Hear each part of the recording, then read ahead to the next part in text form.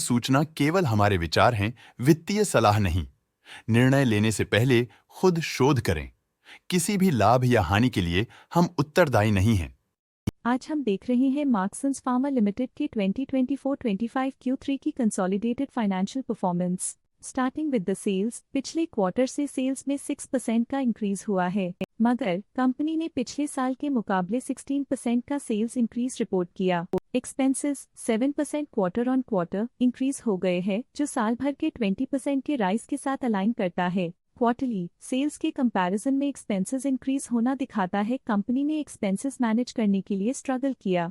Company ने पूरी साल के दौरान चैलेंजेस का सामना किया। ऑपरेटिंग प्रॉफिट, जो पिछले साल के कंपैरिजन में 4% अप हुआ है, quarter on quarter around 2% increase हुआ है। Operating profit margin OPM annual basis पे -2.5% से डिक्रीज हुआ है और पिछले क्वार्टर के कंपैरिजन में -1% से डिक्रीज हुआ है। एक्सेप्शनल आइटम्स को ऐड करके अदर इनकम पिछले क्वार्टर के कंपैरिजन में लगभग 1.5 गुना बढ़ गई, बावजूद इसकी ईयरली ग्रोथ लगभग 5 गुना हुई है। इंटरेस्ट एक्सपेंसेस पिछले क्वार्टर से 1.5% अप हुआ, लेकिन ईयर ओवर ईयर डिक्रीज -15.5% हुआ है। डिप्रिशिएशन कॉस्ट में 6% का क्लाइम देखने को मिला और ईयरली बेसिस पे -6% का डिक्रीज देखा गया। प्रॉफिट बिफोर टैक्स एनुअली 27% बढ़ा, लेकिन प्रीसीडिंग क्वार्टर से 15% बढ़ा है। इस साल कंपनी ने 26.5% टैक्स पे किया और क्वार्टरली कंपनी ने 26.5% टैक्स पे किया है। नेट प्रॉफिट ने ईयर ऑन ईयर 26.5% का इंक्रीज दिखाया,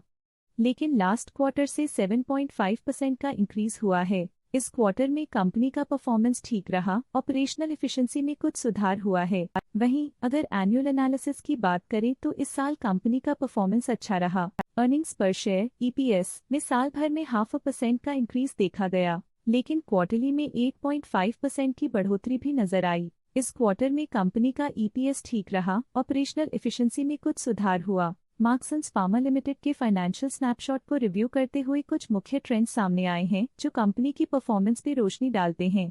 दिसंबर 2021 से दिसंबर 2024 तक मार्क्संस फार्मा लिमिटेड की फाइनेंशियल जर्नी में सबसे पहले बात करते हैं सेल्स की। इस साल सेल्स में 17.5% की वृद्धि हुई है और पिछले 4 सालों में 76.5% की वृद्धि हुई है, जो एक निरंतर अपवर्ड ट्रेंड को दर्शाता है। पिछले 3 साल से सेल्स लगातार बढ़ती जा रही है, जो मार्केट एक्सपेंशन और कंज्यूमर डिमांड में वृद्धि को दर्शाता है। अब बात करते हैं एक्सपेंसेस की। इस साल एक्सपेंसेस 20% बढ़े हैं और 4 सालों में 77% का इजाफा हुआ है। इस साल हालांकि एक्सपेंसेस सेल्स से थोड़ा ज्यादा बढ़े हैं, मगर ग्रोथ रेट्स का करीब होना स्टेडी ऑपरेशनल कॉस्ट को दर्शाता है। ऑपरेटिंग प्रॉफिट का सफर स्टेडली ऊपर चढ़ रहा है, इस साल 9.5% की बढ़ोतरी के साथ और पिछले 4 सालों में 73% का नोटिसेबल राइज हुआ है। पिछले 3 साल से ऑपरेटिंग प्रॉफिट लगातार बढ़ रहा है, जो कॉस्ट मैनेजमेंट और ऑपरेशनल कुशलता को दर्शाता है। नेट प्रॉफिट का सफर ऊपर की ओर चल पड़ा है, इस साल 15.5% की चढ़ाई के साथ पिछले 4 सालों में 56% की शानदार वृद्धि हुई है।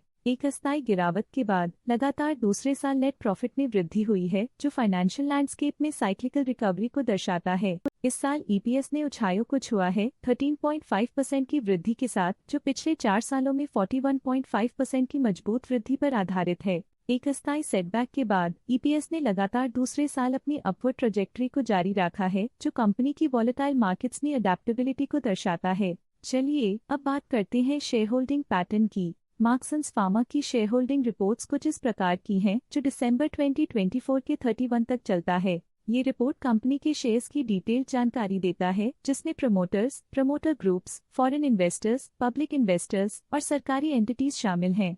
पब्लिक हेल्थ शेयर्स का परसेंटेज 2024 के सितंबर में 30.72% से 2024 के दिसंबर में 29.87% तक डिक्रीज हो गया। इस डिक्रीज से साफ है कि इस टाइम पीरियड में कंपनी में पब्लिक का हिस्सा डिक्रीज हुआ है। जब कंपनी के शेयर्स का अधिकतम हिस्सा प्रमोटर्स, FII, DII या गवर्नमेंट के पास होता है, तब ये माना जाता है कि कंपनी मजबूत हाथों में है, जो स्थिरता और मजबूत समर्थन को दर्शाता है और इस मार्केट की स्थिरता बनी रहती है। DII, डोमेस्टिक इंस्टीट्यूशनल इन्वेस्टर्स, ने अपना शेयर होल्डिंग सितंबर 2024 में 4.1% से दिसंबर 2024 में 4.3% तक इंक्रीज किया। ये बताता है कि डोमेस्टिक इंस्टीट्यूशंस ने कंपनी में अपना इंटरेस्ट 0.2% तक इंक्रीज किया है। FII, फॉरेन इंस्टीट्यूशनल इन्वेस्टर्स ने अपना शेयर होल्डिंग सितंबर 2024 में 21.31% से दिसंबर 2024 में 21.96% तक इंक्रीज किया। ये बताता है कि फॉरेन इंस्टीट्यूशंस ने कंपनी में अपना इंटरेस्ट 0.65% तक इंक्रीज किया है। ये था कंपनी का करंट शेयर होल्डिंग पैटर्न। आज के लिए फाइनेंशियल सेक्टर में इतना ही। देखने के लिए धन्यवाद। स्टॉक लेटेस्ट न्यूज अपडेट के लिए चैनल को सब्सक्राइब करें और वीडियो को लाइक एंड शेयर करें।